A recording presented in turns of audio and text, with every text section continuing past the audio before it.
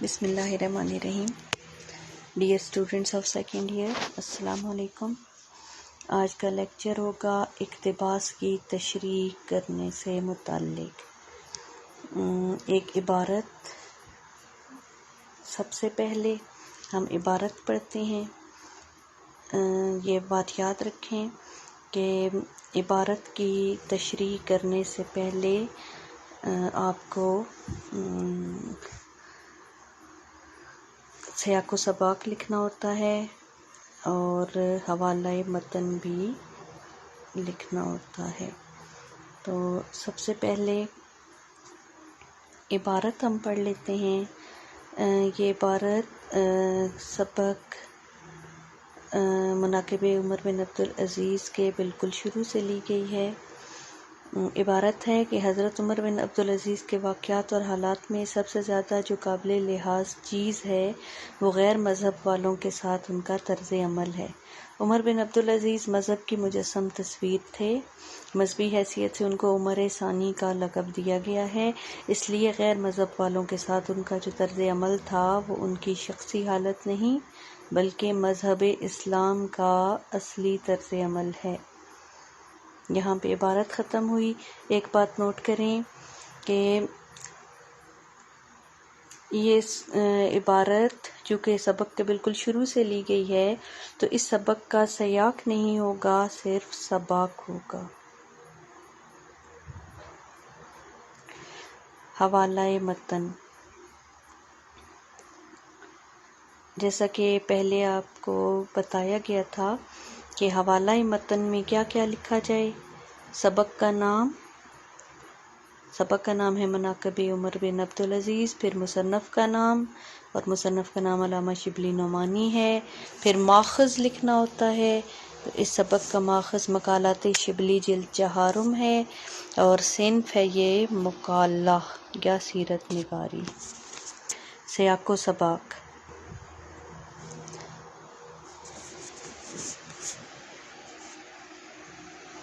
تشریح طلب عبارت سے پہلے مصنف بیان کرتے ہیں کہ علامہ ابن جوزی مشہور محدث گزرے ہیں۔ انہوں نے حضرت عمر فاروق اور عمر بن عبدالعزیز کے حالات زندگی پر سیرت عمرین کتاب لکھی، جس میں ان کے اخلاق اور عدل و انصاف کے بارے میں بتایا۔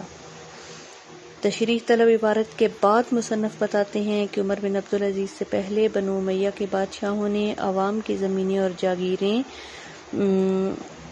ان افراد کے قبضے میں دے رکھی تھیں، لیکن آپ نے اپنے خاندان کی مخالفت کے باوجود وہ تمام جاگیریں ان کے اصل مالکوں کو لوٹا دیں۔ آپ کی حکومت جمہوریت اور مساوات کے ان سنہری اصولوں پر قائم تھی جس میں بادشاہ سمیت تمام لوگ برابر ہوتے ہیں اور ہر کسی کو اپنی بات کہنے کی آزادی ہوتی ہے۔ مرتے وقت آپ نے 17 دینار ترکے میں چھوڑے۔ کہا جا سکتا ہے کہ آپ کی حکومت اسلامی اصولوں کا مکمل نمونہ تھی۔ یہ سیاق و سباق ہے، یعنی انتہائی شارٹ مرکزی خیال جس کو آپ کہہ سکتے ہیں، اس کو سیاق و سباق کہا جاتا ہے۔ اب آتی ہے تشریح کی باری۔ جس طرح پہلے آپ کو بتایا تھا کہ تشریح عبارت کے ایٹ لیسٹ 3 گنا ہونی چاہیے۔ یہ ہم تشریح شروع کرتے ہیں کہ علامہ شبلی نعمانی اردو کے عظیم مورخ، نقاد اور ادیب تھے۔ یعنی ہم نے تشریح کرنا کہاں سے شروع کی؟ مصنف کے کارناموں سے۔ سوانح نگاری میں شبلی کو خاص مقام حاصل ہے۔ سوانح نگاری یعنی حالات زندگی۔ تشریح طلب عبارت میں شبلی نعمانی نے حضرت عمر بن عبدالعزیز کے غیر مسلموں سے حسن سلوک اور ان کی طرز حکمرانی کو موضوع سخن بنایا ہے۔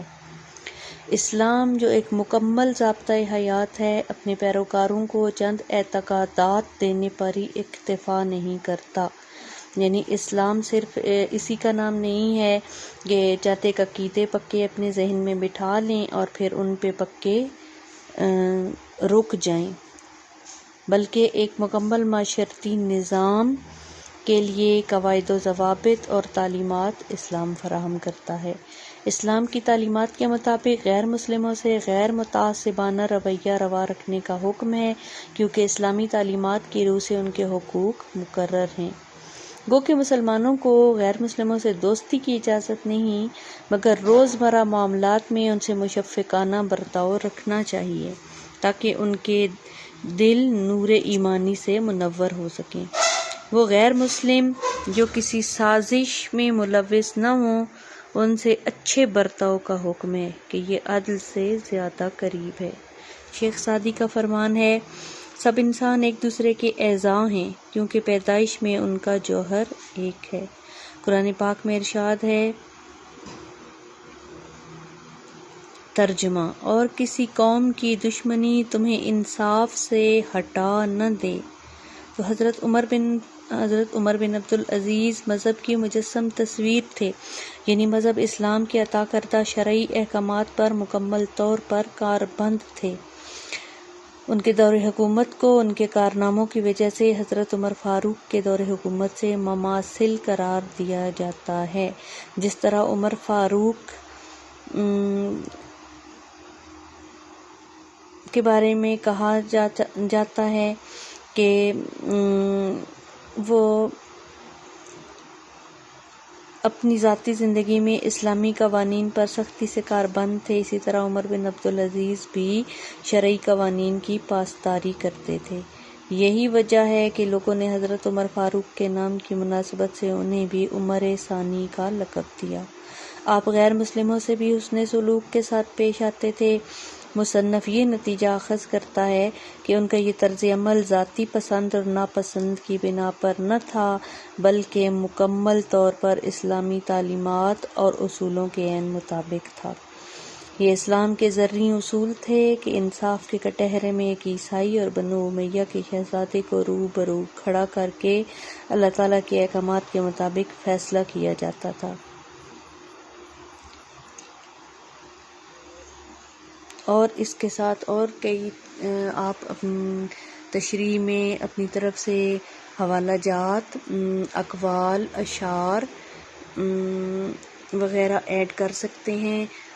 ریلیٹڈ ہونی چاہیے، بلا وجہ کی طوالت اچھی نہیں ہے، لیکن کم از کم جتنا تشریح کے لیے آپ کو پیراگراف دیا گیا ہے، اس پیراگراف کے 3 گنا تشریح ضرور لکھی جانی چاہیے۔ لیسن مکمل ہو گیا، پھر اگلے لیکچر میں آپ سے پھر ملاقات ہوگی۔ اپنا خیال رکھیے گا، اللہ حافظ۔